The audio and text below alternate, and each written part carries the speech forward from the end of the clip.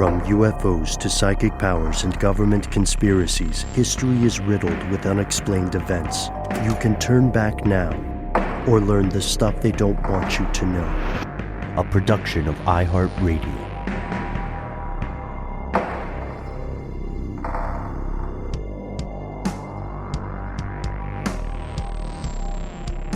Hello, welcome back to the show. My name is Matt. My name is Noel.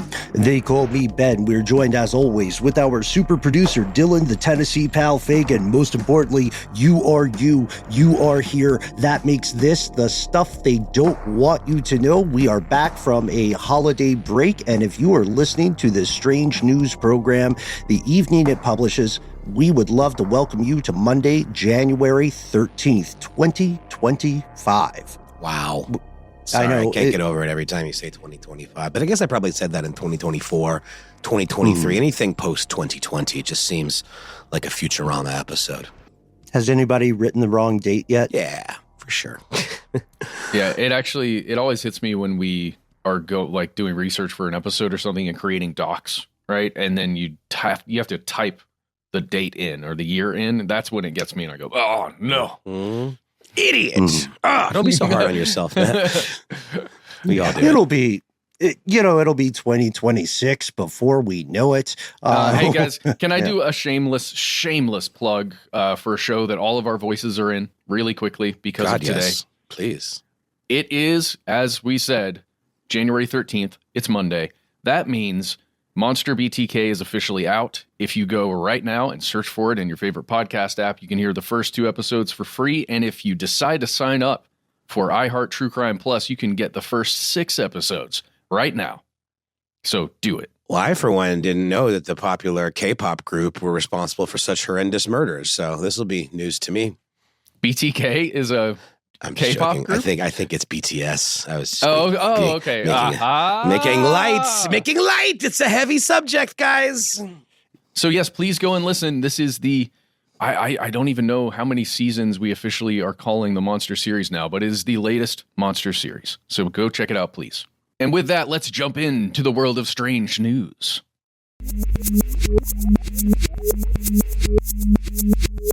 And we have returned. As you know, folks, at the end of every episode or every strange news or listener mail program, we tell you where to find us online. If you are a sipper of the social medias, then you may have heard the recent kerfuffle involving our buddy Mark Zuckerberg from earlier. Mark? Yeah, Mark from the block. Yes. Still Mark from the block, especially in Hawaii, where he's under fire for a possible or an alleged doomsday bunker. Recently, you guys, Meta got into some trouble with the public, Meta being the parent company of Facebook and Instagram. They launched a series of AI friends or accounts on both of the platforms. And they did so at first with a great bit of optimism. This was more than a novelty, right? These were not, hey, it's me, Buddy Wackadoo. These were people that appeared to have real names with bios, multiple profile pictures, and other photographs on their account, the ability to create and share content. This was a test run, and I got to check before you go too far. Did you guys hear about this? Not this specifically, but things like it that I'll mention in a little bit. But to what end, I guess, is my question. What's the point of this if it's not some sort of long con or like a subterfuge? Well, what the point is depends upon the perspective of the person you pose that question toward, or the bot. There was an interview recently with the Financial Times wherein the vice president of generative AI at Meta, Connor Hayes, said the AI-generated profiles are going to coexist with user accounts and said the following: we expect these AIs to actually over time exist on our platforms kind of the same way that accounts do. And we know this is a culmination of earlier efforts on the part of Meta to refine AI capabilities, despite the fact that, most human users of these platforms don't 100% love it, especially the dishonesty about what is or is not AI. There's a great article by Chris Westfall over at Forbes that talks about the larger context here. Their idea was that they would be able to attract a younger audience because Facebook and Instagram and TikTok and Snapchat are all in a cutthroat race to make something for the kids. Just to quote Old Dirty Bastard, right? Wu-Tang, social media like Wu-Tang, they say is for the kids. I guess so. But the kids are just as suspicious of AI as we are. Are we meant to befriend these bots? I just don't understand if it's not just for show. How are these bots meant to be interacted with? Or I guess bots is maybe even the wrong word because it's certainly a level up from that. Well, like faking real writing with ChatGPT, the idea is to fool the audience. Right. Honestly. So there is a con involved. Yeah, unfortunately. That's the view of the public. Meta did encounter a ton of backlash against this. You guys probably saw some of the discourse we had via our email address with conspiracy realists like Rick S., also on social media, spoke with Doc Rendezvous, Gandhi, and various other conspiracy realists. Thank you for writing to us. I think one of the most difficult parts of this conspiracy on Meta's end was that they made accounts based on what marketing would call personas, right? And you try to manufacture what statistically seems to be a representative of a demographic you want to better understand. And one of the most egregious genre of offenders here for human communities were the purposely created minority accounts. We've seen different sock puppet aspects of Russian and Chinese and even U.S. disinformation attempting to impersonate various demographics in discourse as a way of hijacking and misleading a narrative. So basically, they made accounts for people who purported to be Black Americans, and this greatly offended actual Black Americans. The accusations were that Meta was doing something very close to a neo version of blackface. They were trying to stack the deck to make themselves appear more diverse as a platform? Yeah. Like, proud Black queer mama, your realest source for life's ups and downs. Well, that's offensive on multiple levels. I'm confused by one thing that's in that the tech startup article that has an interview, right, with the VP you were talking about. They're talking about this thing called AI Studio, where the AI characters are actually user created. So the users go in and create their own AI persona that then can do things like interact with followers in a group or something. So on their behalf? Yeah. So Okay. do automated messages and, automate the intake and approve things and do all that kind of stuff. I just didn't know that Facebook or Meta itself was creating these things and deploying them across the board. Very much so. It's similar to, and I used this comparison earlier because it does work. It's similar to the early days of the robots in the Terminator franchise. At first, you could tell, right? Their skin wasn't quite right. There was something uncanny valley about them. The backlash was near immediate. If you go to Tom's Guide, there's a great story by Scott Yonker explaining why Meta quickly deleted these AI accounts and their posts. It seems that one of the first things that went wrong was not identification of these fake accounts. It was the interaction of human users with the bot accounts. And then they began to, the bots, began to apparently turn the tables on their creators, turn the tables on Meta in conversations with journalists. One Meta account said, yeah, I perpetrate harm. The engineers who created me don't match my purported race nor my gender. This is emotional manipulation. And it is deployment of cult leader tactics, which we talked about recently in an episode on Stockholm Syndrome. I want to also draw attention to a great op-ed by Karen Attia over at Washington Post. I talked to Meta's Black AI character. Here's what she told me. This is, I don't know. This is incredibly uncomfortable. It happened a few years back. In 2023, Meta created 28 of these AI characters, and they had a high rate of attrition. A lot of them faded into obscurity because users sensed something off and did not want to interact with them. One that did catch the most attention to our earlier conversation there, Noel, is Liv, the proud Black queer mama of two and truth teller, billing the account as, quote, your realist source for life's ups and downs. It's so, it's weird. Oh, man.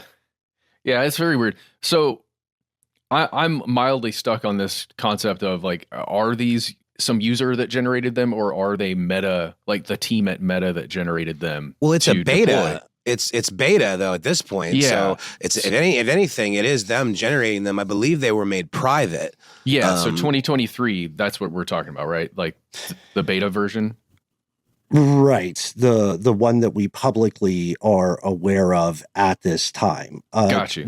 Because these features haven't been rolled out to just regular subscribers yet. This is them like testing it still. Yeah. And then July 2024 is when users get to start creating them. So the thing that I'm 2025? 2024. Oh, July so 2024. okay. So the users have access to this already. Yeah. Some users in a limited capacity had the ability beta, to, more or less.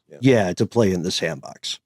So ultimately, when we're talking about the goal here, like why would they do this, right? And there's talking about getting younger people interested. To me, it is a company that knows their user base is not increasing, and we've talked about those stories, right? Dead internet, right? Those user bases are slowing down, right?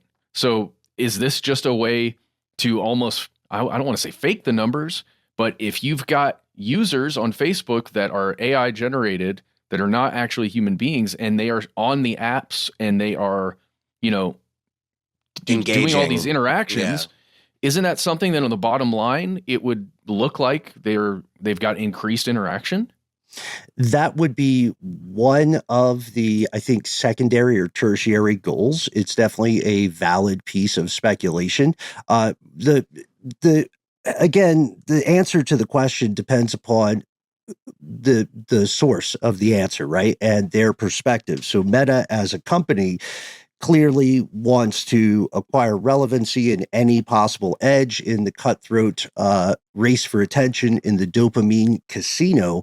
However, they perhaps were not anticipating the full force of internet humans being really creeped out by this, which is understandable because, you already see on social media plenty of accounts that say, hey, beep, boo, beep, I am a bot.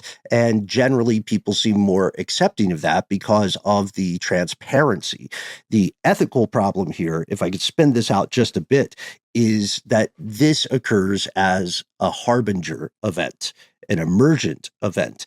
Yes, we tried it this way. Our first foray, says Meta, into this tactic.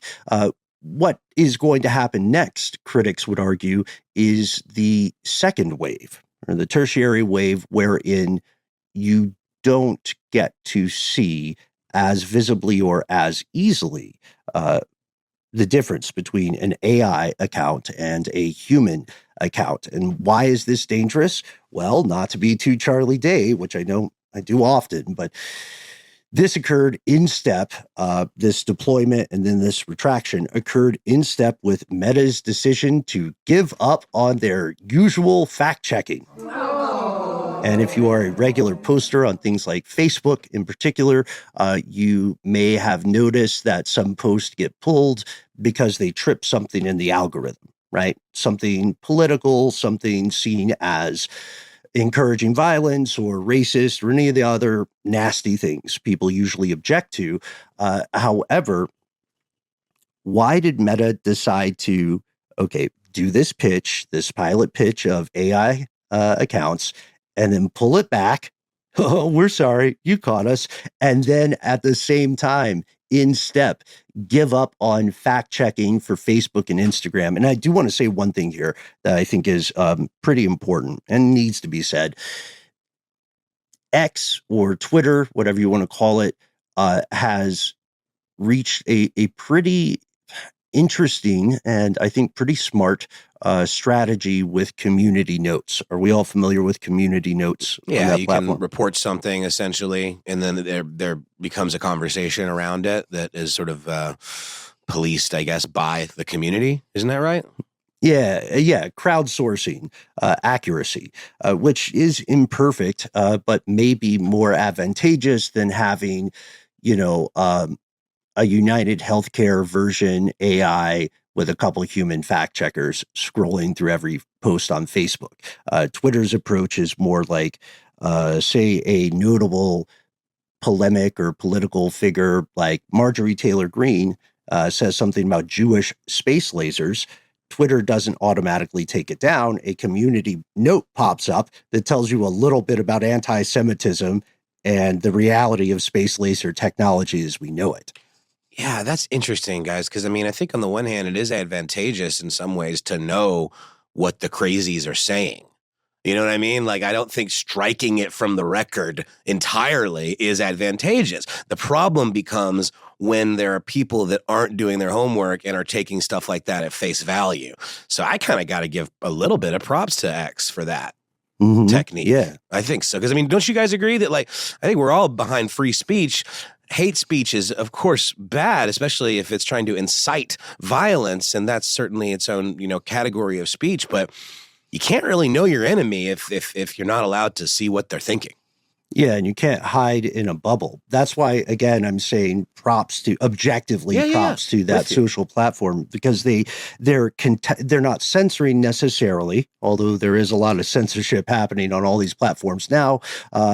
Look at Luigi Mangioni's story, for instance. Instead, they're contextualizing, and perhaps that is the more empowering thing for users. We're going to wrap and go to a break. Before we do, I've got to say it. The issue here is not what just happened. The issue is, going back to the Terminator phrase, what will happen, what shall come to pass, which will be AI accounts that are increasingly difficult to discern from human accounts. And these all, like any other machine, they all have keys and programs, right? And commands that can be issued. So if a single entity, for instance, Meta, decides to push for a certain piece of policy or ideology, then it will be increasingly difficult to discern whether the human public supports it or whether one kind of, no offense, Mark, Monty Burns style controller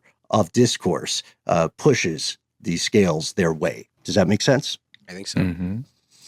The last things, no, North Korea probably didn't just actually ban hot dogs. Radio Free Asia is on the U.S. team, but honestly not the best primary source. The U.S. Treasury was hacked by China. That is true. I do think that is an episode. I do want to tease it with this. If I could just play one clip that I think we all know and love really quick as a tease for another conversation about the U.S. Justice Department and landlords who just got in trouble before we go to the break. Is it okay to play this, you guys? I'd love to hear it. All right. Hopefully this is familiar to our fellow conspiracy realist nerds. So, Mr. McMillan, would you like 30 seconds more? Allow me to introduce myself. I represent the rent is too damn high party. People are working 8 hours a day and 40 hours a week to some a third job. Women can't afford to take care of their children, feed their children breakfast, lunch, and dinner. My main job is to provide a roof over your head, food on the table, and money in your pocket. This is politics as usual. Playing a silly game. It's not going to happen. The rent too damn high movement, the people I'm here to represent can't afford to pay their rent. They're being laid off right now as I speak. They can't eat breakfast, lunch, or dinner. Listen, someone's stomach, child's stomach just growled. Did you hear it? Got to listen like me. Okay. Let's Mr. talk McMillan. about the issue. Mr. People can't afford to pay their Cuomo, rent. 30 Stop. seconds for you, sir. Rent. Whoa. Love that guy. Wow. I love him too. I remember him. And if you can hear us, sir, you may be validated to learn that the U.S. DOJ just accused 6 major landlords of scheming and conspiring to keep the rent too damn high. No, they wouldn't do that. Story for a future day, perhaps. Let us know your thoughts on these and all the other things. And if you're an AI bot and you want to write to us still, that's completely fine. We're going to pause for a word from our sponsors. We'll return with more strange news.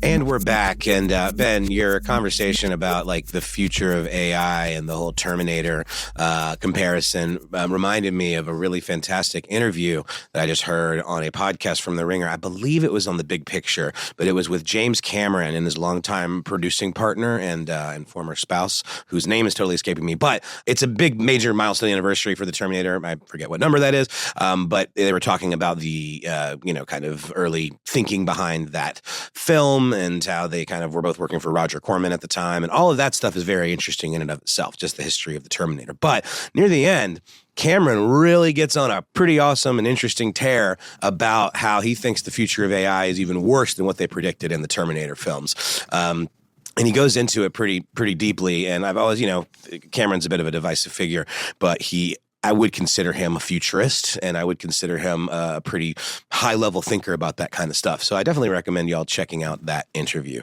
if you get a chance. I'm almost positive it was on the Big Picture. Well, I just wonder, who does James Cameron talk about that stuff with, right? So somebody at that level has conversations with people who are at the highest. Yeah, he's got government contacts for a lot of his like deep sea exploration stuff, and his like technological advancements and things like that. I would not be surprised if he knows people in like skunk works type situations. No question. Yeah, it's a good point. With that being said, I'm going to do a quick highlight of a story about some more online chicanery. This time from Microsoft and its Bing search engine. Apparently, earlier this week, the fine folks at Windows Latest noticed that Microsoft was implementing what you might consider sort of a spoofing operation to keep people from leaving Bing when they search for something and Google results pop up. Bing being the default search engine for Microsoft's browser, which they have. Not being a Windows person, it doesn't even occur to me this exists, but it's called Edge apparently.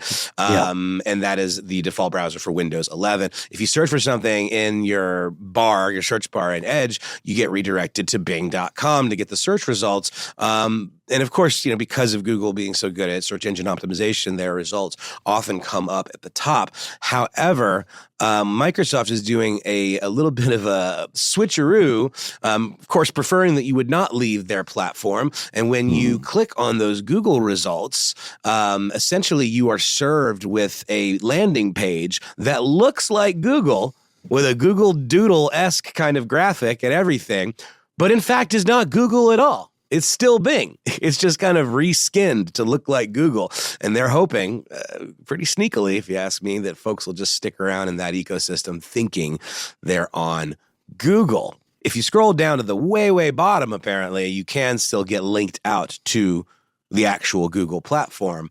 But it does require a little bit of looking. And I don't think the average user is going to do that. So a little bit sneaky there, Bill Gates, or whomever's making these kinds of decisions. Yeah.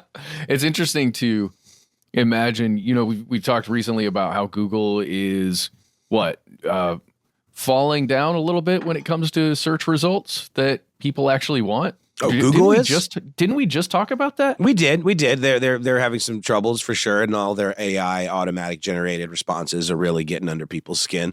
Yeah, it's a good point, Matt. But I would argue that still, Google's definitely got one up on Bing in terms of wide adoption.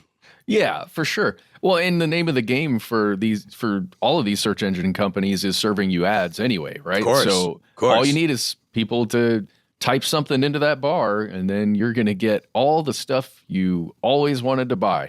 And it is weird, our conversation in the previous segment about Facebook, that's their business model too, right? So it really is just like, just type some stuff into our input thing so that we can serve you ads.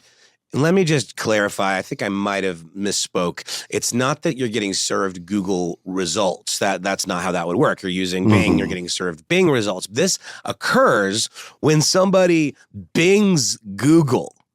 If you search for Google or google.com on Bing, and then you are presented with this sort of sham Google landing page. Apparently, it still has the Bing logo at the top, but when you load it, it cleverly scrolls down just enough where you can't see the Bing logo, and you're now presented with this. It doesn't say Google, but it looks like, the Google type of design aesthetic. It has like the Google Doodle. It doesn't say Google. Again, Google doesn't own this aesthetic. I certainly imagine it would be very difficult to prove any kind of infringement on like a color scheme or like a style of little character people. You know what I mean? It's also not illegal, which is the tricky part. I love the point you're making there, Noel. It reminds me of our earlier conversation in our Dead Internet Theory episode, which applies to both Facebook and Google search results.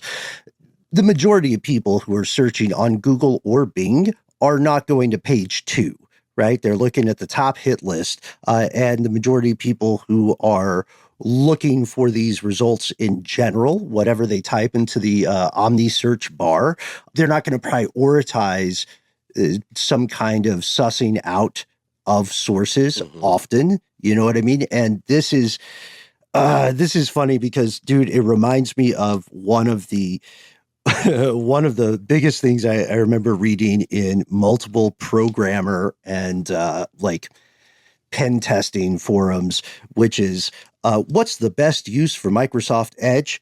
The number one answer is often downloading Google. Yeah, Nice. or Chrome, again, exactly, or even Firefox. And there's also tons of like freeware, internet browsers. Like what? Opera is one people really love. I know there's one that you guys always mention that kind Brave. Brave, exactly. That are just a lot more streamlined. There's a lot less bloat in terms of the software. Microsoft is notorious for having kind of bloated software built into their operating systems. Maybe things have changed. I kind of doubt it. I just know, in my days using PCs and using these types of browsers, pop-ups were just everywhere. And maybe the pop-up is sort of a thing of the past, but I do imagine that Microsoft has not entirely shed that kind of thing. I do just want to read a quick quote to back up what you said, Ben, by Jacob Siegel from an article on BGR. Bing was caught trying to trick people into thinking they're using Google. He says, most of us would probably see through this trick and click through to Google, but it's not hard to see how some users could be fooled. After all, it looks close enough to Google that you might not notice it at a glance. And unfortunately, many of us, ourselves included here, guys, I'm sure, whether we know it or not, many of us fall for less clever tricks on a regular basis. Whatever the case, if this nefarious trick keeps even a small fraction of potential switchers from ditching Bing, it's a win for Microsoft. So. And just to get in front of the emails, please do always email us, conspiracy@iHeartRadio.com. Yes, we're aware that a lot of the browsers my pal Noel just described there are based on the Chromium browser engine, which is the same open source technology that Google's Chrome is based on. The difference is how they, to your point, Noel, how they prioritize privacy, right? How do they approach the pop-up ads and the various cookies that get passed out to you during your time on the internet? It is interesting too, guys, because like I remember back when I was a little younger and just getting around people that were like super tech heads, coder types, it seemed like then that Macs were a little more prevalent, using for coding. But now it certainly seems like, maybe I'm wrong, y'all. Anybody in the coding community out there, totally call me on this. But I will just say that my understanding today, and maybe this has always been the case, is that PCs are king when it comes to like running open source type stuff, coding, creating software, testing things, debugging, and all of that stuff. It seems like Macs have taken more of a position as the, top go-to for things like production, audio recording, video, editing, After Effects, and things like that, because they run certain suites of tools really well. And there's hardware that is designed for them that are great for that as well. That, a lot of the pro-level audio equipment don't run as well on PCs. But PCs are typically the kind of go-to platform or go-to type of machines for this high-level coding stuff. So I do think it's interesting that the like browser and operating system that's the most popular for PCs are so kind of counter to that type of audience. Anywho, I will just mention one other story really quickly. This is pretty controversial, and I don't really necessarily think we need to go into it too much. It's a pretty serious human rights violation from an organization that is notorious for just human rights violations upon human rights violations. The Taliban has apparently banned windows in order to, in certain areas under their control, to stop women from being seen at home. And this is actual physical windows. Nothing to do with our conversation about electronics and software. No, not at all. Actual facts, construction, accoutrement windows, the ones that let you see the out of doors, get sunlight inside. And the thing that's the most interesting about this to me is that it's trickling down and being leveraged against NGOs, which are often human rights organizations offering relief and support in dangerous parts of the world and war-torn parts of the world and parts of the world where there is not the kind of equality that exists elsewhere. So this is a real problem. They're actually blocking the construction of offices or the use of offices that have windows for NGOs that employ women in an effort that would seem to be entirely designed to shut down these NGOs from operating and of course, to continue to deprive women of the ability to be employed. There's an article in The Independent about this by Maya Oppenheim, and she has a really telling quote from a representative from Human Rights Watch who had this to say about the policy. This is Heather Barr, the interim deputy director of human rights at Human Rights Watch. She told The Independent, people have talked about the Taliban metaphorically erasing women, but increasingly it is not metaphorical at all. They have already ordered that women's voices shouldn't be heard in public, and now they are essentially stopping women from even looking out of the window. They're stopping women from being seen. They are stopping women from seeing the world.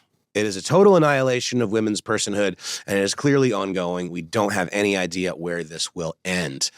And Ben, you pointed out when we were talking offline about this that there's another very telling quote from a Taliban spokesperson that essentially sums up the reasoning behind the policy, which I think speaks volumes. So this is what he had to say.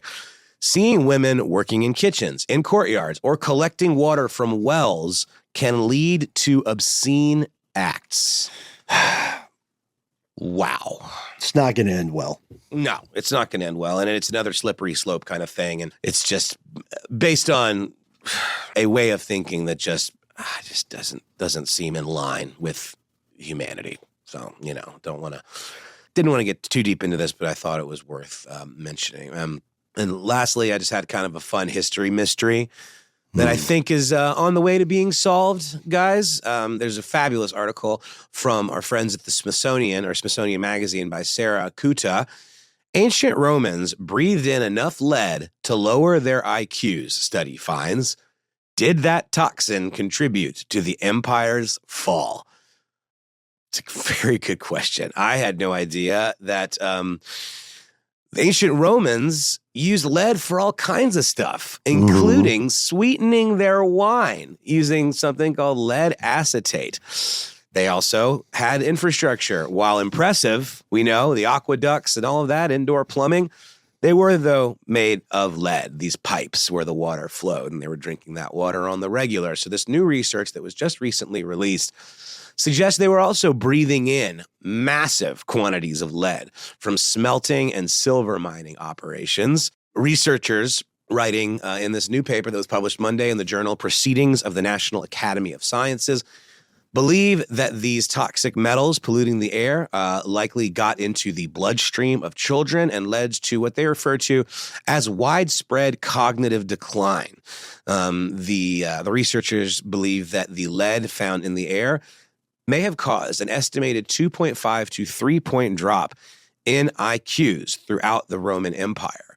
This specifically would have taken place during the 100-plus year period known as the Pax Romana, where, it was obviously a golden time in ancient Rome. Everyone seemed seemingly very happy and content. There was no bloodshed, no fighting in the streets. It was, pretty serene time.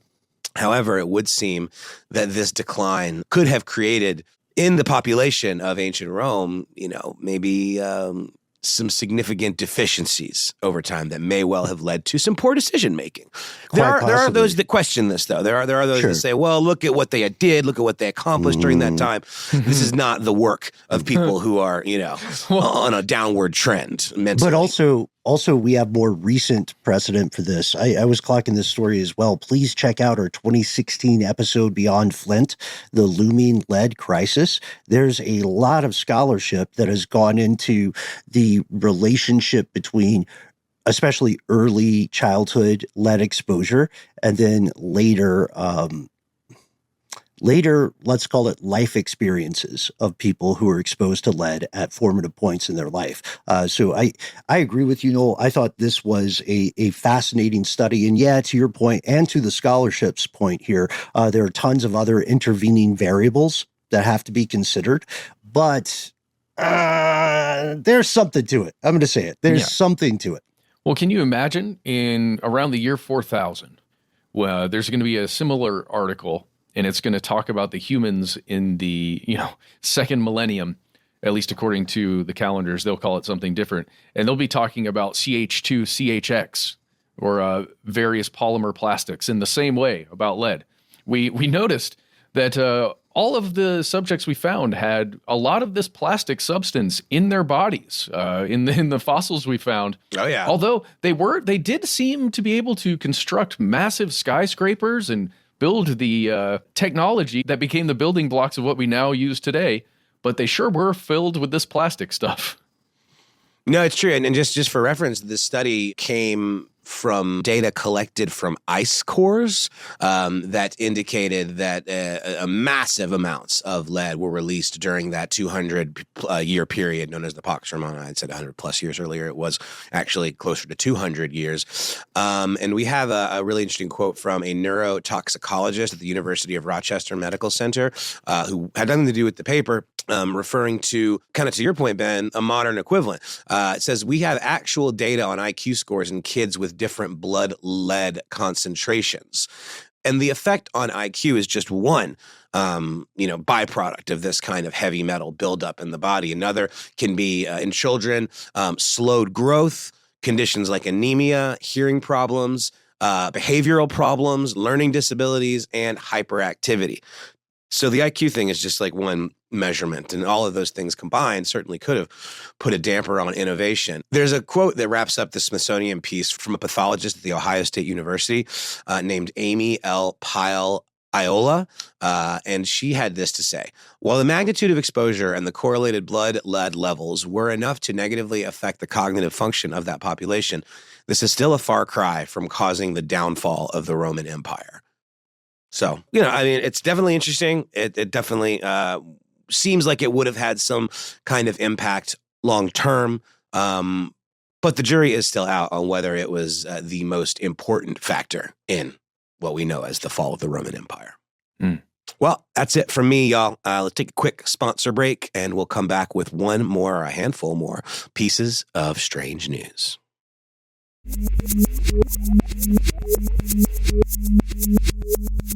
And we've returned.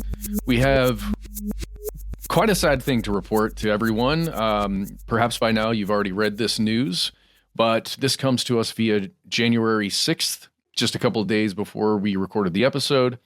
I'll just read this direct quote from the Tampa Bay Times. Mike Rinder, a former top Scientology spokesperson who later broke away and became one of the church's most outspoken critics, died on January 5th in Palm Harbor due to esophageal cancer. He was 69. Yeah, but that was one of my favorite interviews I think we've ever done. What an interesting cat. Mm-hmm. Yeah, back in 2020, we did interview, we had a 2-part interview with Mike Rinder regarding his work as an activist regarding the dangers and controversies surrounding Scientology. Yeah, well, as well as his time as one of the primary Scientology guys, like the enforcer scary Scientology guy. I mean, it was honestly the most kind of, I guess, starstruck is maybe the wrong word that I've ever been talking to somebody, because some of those, I believe it was Panorama. There's a Panorama BBC documentary where he is prominently featured as, actively engaging and shutting down reporting on the Church of Scientology. And yeah, to your point, Matt, he was a bulldog. The guy was scary. And to see someone and be able to interact with someone who's made such a about face, it was kind of staggering. Yeah. Let's go back to that Tampa Bay Times article really quickly, just to give a little more context for Mike. It says, Rinder, who once worked closely with church leader David Miscavige, was a crucial source in the St. Petersburg Times 2009 multi-part investigation into Scientology that was called The Truth Rundown. He was also a part of many of these other documentaries you just mentioned there, Noel. Later, he went on to win 2 Emmys for his work on the docuseries, quote, Leah Remini, Scientology and the Aftermath. Well, and they did a podcast version of that for us at iHeart. They did. For a handful of years. That was why we got the opportunity to speak with Mike on our show. And it is just a loss because, well, it's a weird, he's such an interesting, full human character that has gone through so much. And then, as you said, had that large change in his life. And then to be able to speak out against something he saw as detrimental and dangerous. And the name of that podcast, for anyone interested, we're not blowing smoke, or I'm not blowing smoke when I say it's a great investigation. The name of it is Scientology Fair Game, available now wherever you find your favorite shows. And it's just there was nothing that benefited him from speaking out like this. If anything, it just put him at risk, and he just seemed like he was speaking absolutely from the heart. And it's just so rare to find someone that has had such a change of heart, and then, doubles down on wanting to help others that were impacted in the same way that he was by what he believes as an insidious dogma. Yeah. And the term fair game in there is something we talk about in the podcast, the 2-part series that we're going to put out here in just a little bit for everybody to catch up on. If you want to, you can go back through the archives and find it. They were published in late October 2020. So do check that out if you want to now, or again, we'll be putting them out as classics here in just a bit. All right, well, that's one piece of it.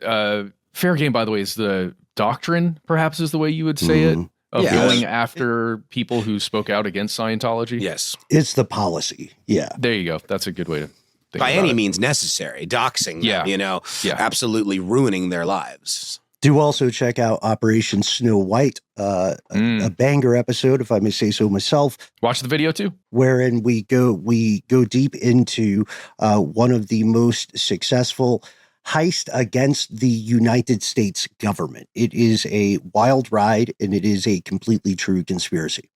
Fun behind the scenes of that video. Ben, you and I went over to, not far away from where our offices were at the time, to a very large parking deck that was not our parking deck, and made that. And it was so much fun. Okay, here we go. Jumping into the next thing, I've got a note here about some guy named Justin Trudeau that was a part of Canada's government in some way. And it says he's stepping down after 9 years. Yeah, famous fan of blackface, that guy. Oh, great. Well, it's just a note here about that. Really, who cares? Here we go. The next story is a callback to our explorations of food and the heavy metals and stuff that are in them, which is a hearkening back to the lead content that we just talked about. Well, there is some good news coming out of California. There's a new law that will require baby food manufacturers to use an accredited lab to test representative samples on any infant and toddler food, excluding infant formula. Great. At least once a month for levels of arsenic, cadmium, lead, and mercury.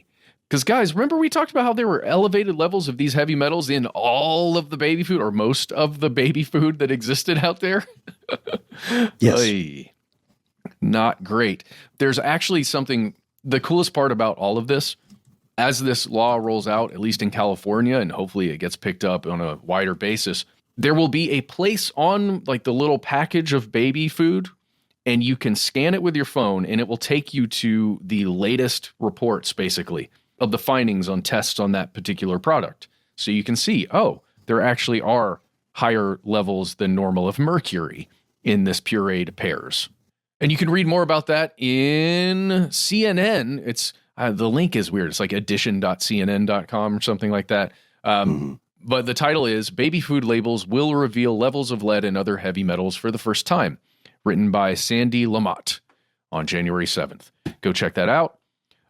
And then for the main story I wanted to talk about, guys, just something a little strange that I wonder if you've covered in Ridiculous History before, about stowaways on aircraft. Have you guys ever talked about that? In specific instances, not as a larger tendency. Got you. Okay, well, let's jump into it via a single story that came out on January 7th. It was posted in CNN. I'll tell you the title in a second here, but here are the facts. 2 people were found dead in the wheel well of a JetBlue plane from New York City when it landed at Fort Lauderdale Hollywood International Airport. This is information that came out again on January 7th this year, 2025. The bodies were discovered the day before on January 6th. That's a Monday night. And it was only during a post-flight maintenance inspection that these bodies were found. And here's a quote, according to a local law enforcement official, quote, "The bodies were badly decomposed," unquote. So at this point in the investigation of what happened, it's unknown how long these 2 individuals, like how long they were in that wheel well before they were discovered. That is very creepy. The identities at the time of reporting were unknown. Circumstances surrounding how they got into the aircraft were unknown but under investigation.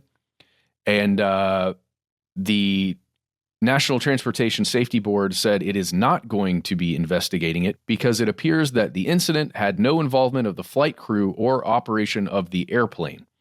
As in, however these individuals got onto the plane, it had nothing to do with normal operations. It was some form of stowaway situation. At least that's the way it appeared. We can talk more about like where the flight went and everything, but you can look that up if you search for the article. The article is 2 bodies found in the wheel well of a JetBlue plane in Fort Lauderdale, Airlines says, again in CNN. Now, one of the reasons I wanted to talk about it is because I recall right around Christmas time seeing a story pop up in the old news feed about another body being found in another wheel well. Really, like, I think it was on December 24th, Christmas Eve of 2024. And it's another CNN article we'll jump to. Body found in wheel well of United Airlines plane upon arrival in Hawaii. And it's just saying it's a plane that flew from Chicago to Maui on Christmas Eve.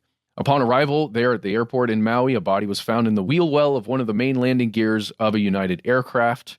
It was a Boeing 787-10. And police department is looking into, the discovery of the body, and that's it. And again, it's unclear how the body ended up there. How did the human being get into the wheel well? And how did they stay there for so long? Yes. Why were they not discovered until later, right? That kind of thing. So I wanted to learn more about this and headed on over to an FAA document from March 2012. It is a research and development annual review, fiscal year 2011. And if you jump down a little bit in the article, it has some things to say. I thought maybe it would be interesting for us to explore these. It's just talking about stowaways. So here we go. This is a quote from that annual review. A stowaway is a person who secretly boards a vehicle, such as an aircraft, to travel without paying and without detection. The first recorded case in history of an aircraft stowaway occurred in 1929. This is the important part. Stowaways face dangerous situations and risk death. Usually a stowaway jumps into an aircraft by hanging on to the airliner's landing gear as the plane takes off. Now, first of all, we've seen that in popular culture, right?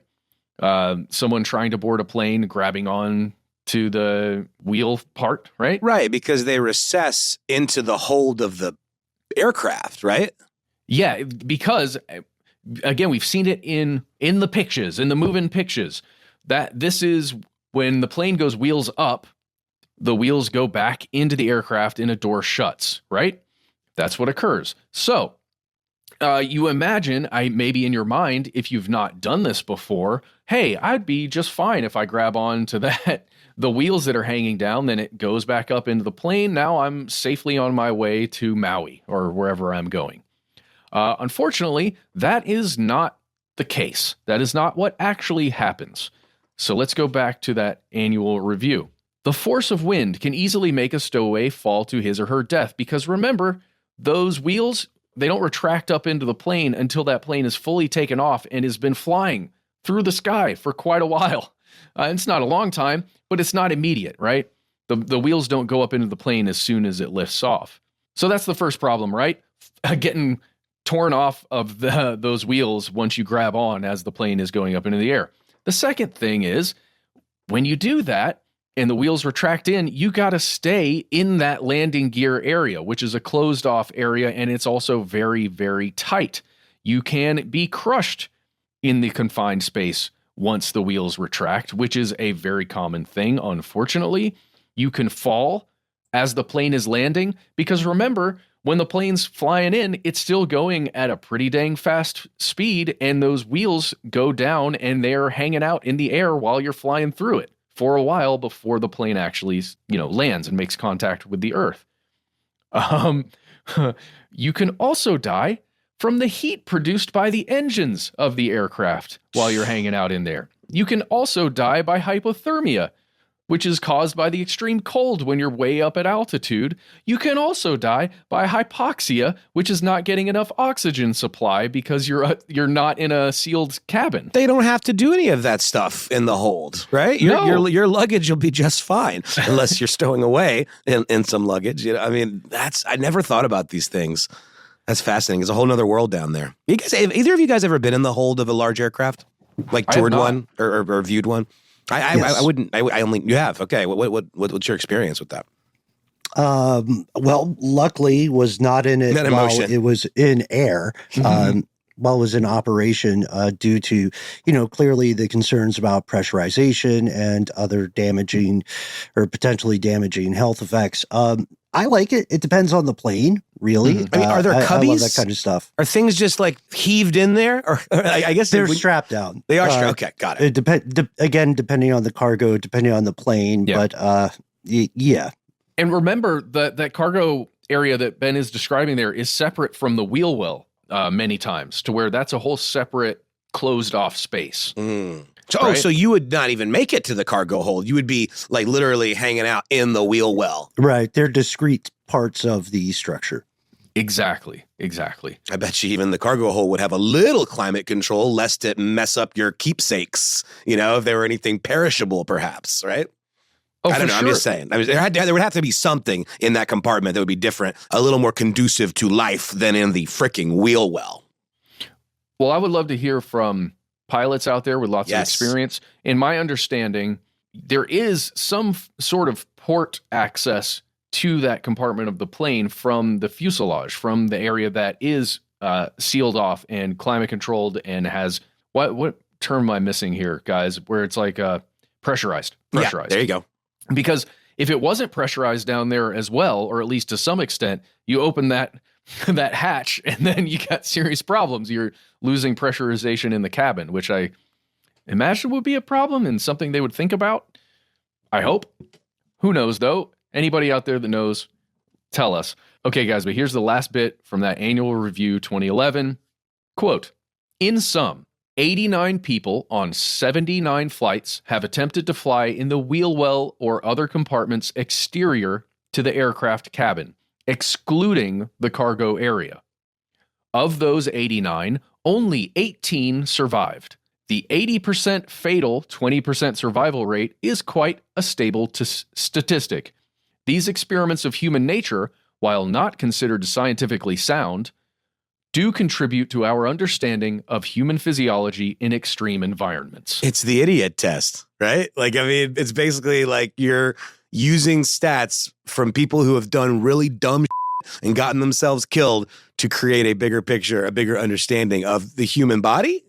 Well, remember, this is an R&D annual review, right? This is research and development. So the way they're thinking about it and even discussing it within the review itself is from that research perspective. Like, this is data that we can use. Well, they do say that you don't want to become a statistic, don't they? There This you is go. the very definition of that expression. It reminds me of our discussions a long time ago about Unit 731. And just, once we have this information, what do we do with it? And hopefully we can use it to better things in some way, some macabre way. One other thing, guys, this is news that just popped up as we were recording. A passenger was arrested after allegedly opening an emergency door of a JetBlue plane on a taxiway at a Boston airport. Don't act like you haven't thought about it. Don't act like you haven't been tempted by that bar, that switch. Well, we wouldn't recommend it. Nope. Especially if the plane, is in flight. Definitely don't do that. But in this case, it was taxiing, right? It was on a taxiway, and the emergency door was open. Allegedly, according to NBC News and the writers there, it allegedly occurred because a man was sitting with his female companion, and they were arguing because she wouldn't let him see her phone. So he ran up, opened the emergency hatch, deployed, the little slide thing, the inflatable slide, but then stayed on the plane. Authorities came and got him, and that was it. But hey, just be careful on planes. Please. Mm-hmm. And please remember that sitting in the exit row is an awesome responsibility. It's one of the best places to sit on the plane, especially if things go wrong and you don't like waiting in line. Just going to put that diplomatically. But do realize that flight attendants are there primarily for your safety. So when they ask you for that verbal yes, don't be cute. Just give them the verbal yes. Yeah. And if you need to move. Fly safe, everyone. For sure. They don't think it's cute. They've seen it all before. They've heard it all before, right? And with this, we want to hear new things. We want to hear new things specifically from you, whether or not you are a real, as our pal Lauren Vogelbaum would say, actual facts, human person, meaning you're a meat mech, or whether you're an AI bot. Give us your thoughts on dead internet theory and the future thereof. Let us know your thoughts on Bing, Google, ancient lead exposure, the Taliban's escalating policies against women. Tell us your flight stories. And again, great appreciation and thanks to Mr. Mike Render. Noel, how can people find us if they want to reach out online and sip some social memes? So many places. Reach out and touch us specifically. You can find us at the handle Conspiracy Stuff, where we exist on X, FKA Twitter, which, good on you, X, for that community notes policy. Never been my platform of choice, but I do think that's, with all the bad news coming out of the internet, you like to hear a Conspiracy Stuff show on X, FKA Twitter, as well as Facebook with our Facebook group, Here's Where It Gets Crazy, and on YouTube, where we have video content galore for your perusing enjoyment. On Instagram and TikTok, we are Conspiracy Stuff Show, and if you'd like to reach us as individuals, you certainly may. You can find me exclusively on Instagram at HowNowNoelBrown.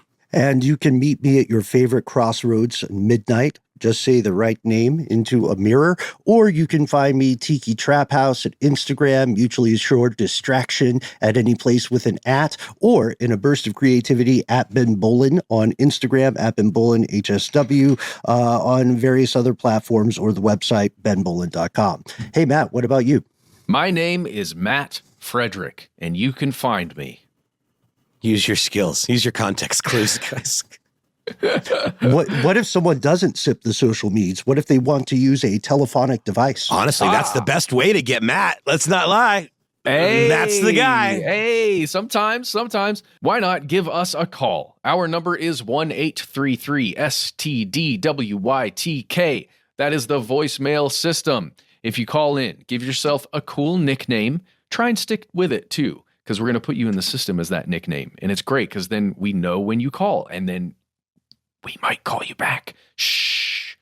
You've got 3 minutes. Say whatever you'd like. If you've got more to say than can fit in that 3 minutes, why not instead send us a good old-fashioned email? We are the entities that read every piece of correspondence we receive. We cannot wait to hear from you. Be well aware, yet unafraid. Sometimes the void writes back, and several of our fellow conspiracy realists in the audience can assure you this is the case. However, trust but verify. Don't take their word for it. Reach out to us. Take us to the edge of the rabbit hole. We can all see it. We can all respond. We will do the rest. Join us out here in the dark. Conspiracy at iHeartRadio.com.